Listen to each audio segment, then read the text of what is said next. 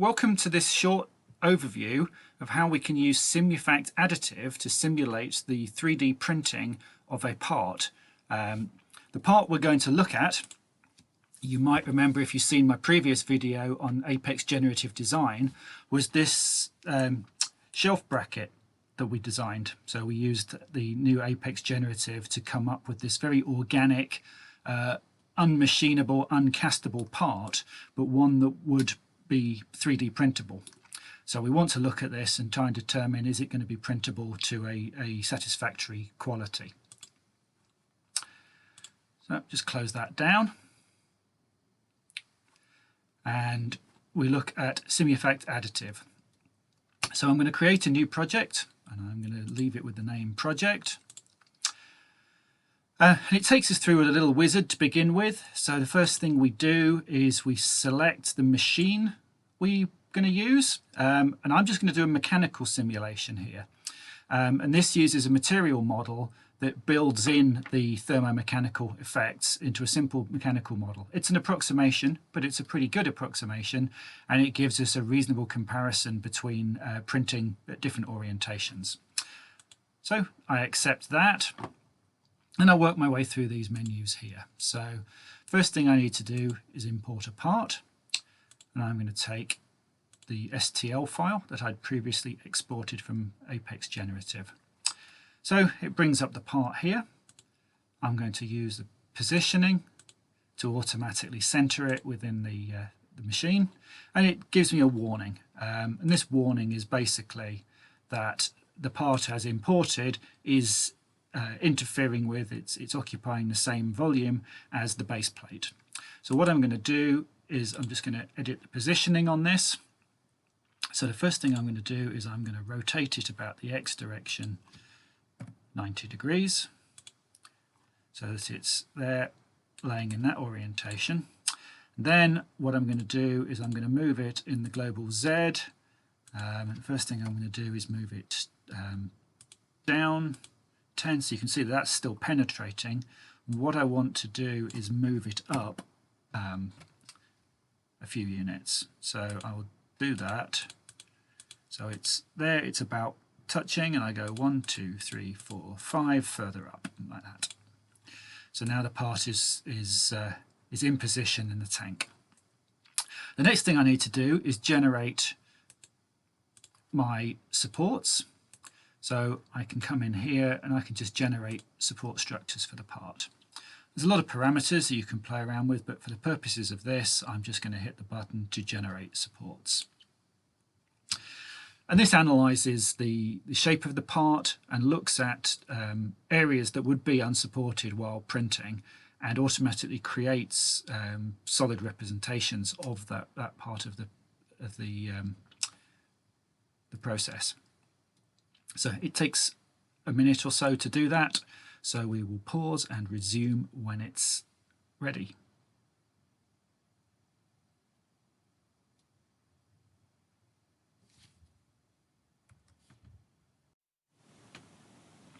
Okay, so it's finished building support structures. We have 37 unique support structures plus the base plate in here, and they're color coded so that you can see which one's going where and what part of the original structure it's supporting.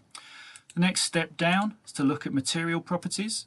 So there are 745 materials provided with the software that come from material suppliers and machine manufacturers. So I go in and pick a general steel. Once all of these parts are white, I can move onward to the manufacturing and optimization. I just click save there. So support removal is color-coded red, indicating that needs attention. So I'll configure that. And you can set up stages to remove the supports, which can affect the distortion of the part.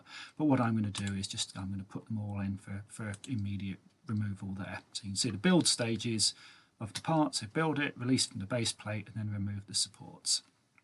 Okay, so they're all white, so I can move onward with that as well. Working my way down, the first thing color-coded red is the Voxel Mesh.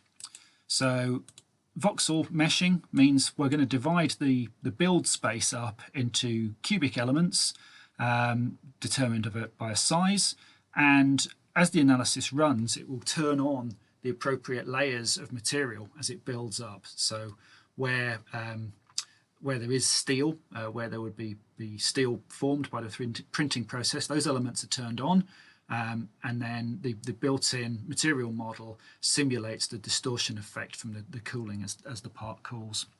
So I leave that there at 1.5 and I hit Generate Mesh. Again, this can be a somewhat lengthy process because it's putting quite a lot of elements into the model, so we'll return once that is completed. So the meshing process is finished. Hit OK there, and you can see that is produced a cubic voxel mesh on the parts there. So I hit OK to that. Now back into here, the volume mesh is now the next thing up, shown in yellow. So if I go into configure that, and that's going to just take the defaults there and hit generate mesh. Again, this leads to a few minutes of meshing, so we will let that go on and we'll resume once it is completed. Okay, so the meshing process is completed, so I hit OK there, and we come back into the analysis, and all it remains to do is configure some of the numerical parameters for the solution. So this is basically where we're configuring parameters relating to the underlying MSC Mark FEA solution that will give us the predictions of residual stress and distortion from the simulation. So by default it uses parallelization. It can be quite a large mesh, so all I'm going to need to do is change that to angular. 8 domains suits the number of cores I have on my laptop, so I hit OK to that. Hit save again before I run the analysis, and then I can press the green arrow to initiate the solution, and then hit start. And Simufact builds the decks for the parallel processing, exports them, and then kicks off a mark analysis that runs in the background. As the analysis runs, Simufact builds up the post-process is building up the layers as we go, so we can see the incremental effect on distortion as it goes. The runtime is about 15-20 minutes on this, so rather than sit and watch that, we will resume once the analysis is completed. Okay, so the simulation has finished, and you can see we've got a lovely contour plot of total displacement. So it's a total displacement there of 2.34 millimeters.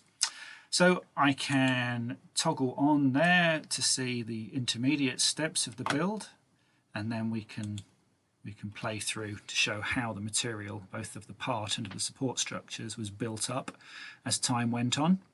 And then when it gets to the full extent of the build, it simulates removing the base plate and the support structures to give you back a contour plot there of displacement. So we can also look at equivalent stress. So you can see the total equivalent stress is of sort of the order of 0.04 megapascals, so not anything that you'd be overly concerned about from the perspective of affecting the durability life cycle of this part. The way in which you might use this is to try various different orientations of the part within the tool, within the printing tool, to see which give you the lowest distortion result, or isolated the distortion to somewhere that wouldn't affect the actual function of the part. You can also include other post-processing operations beyond removal of the support structures. You can add in a cycle of heat treatment. You can add in other cycles designed to improve the material density, improve the overall displacement. So it's not a fast process, but it is vastly faster than actually setting one of these machines up and 3D printing one. the cost of hundreds of pounds in machine time and raw materials to decide which one of 4 orientations is the best way to produce your part. So I have a short video that just compares 4 different orientations. So you see it goes through the build here, gradually builds up the parts, and you can see that of the 4 orientations, this one here, where the Z build direction is always uppermost, the lowest total distortion is 1.55 millimeters compared to the 2.34 here, which is the worst case. So that gives you a quick overview of how Simufact AM can be used to shortcut the process of setting up prints of 3D parts in metals. Thank you very much.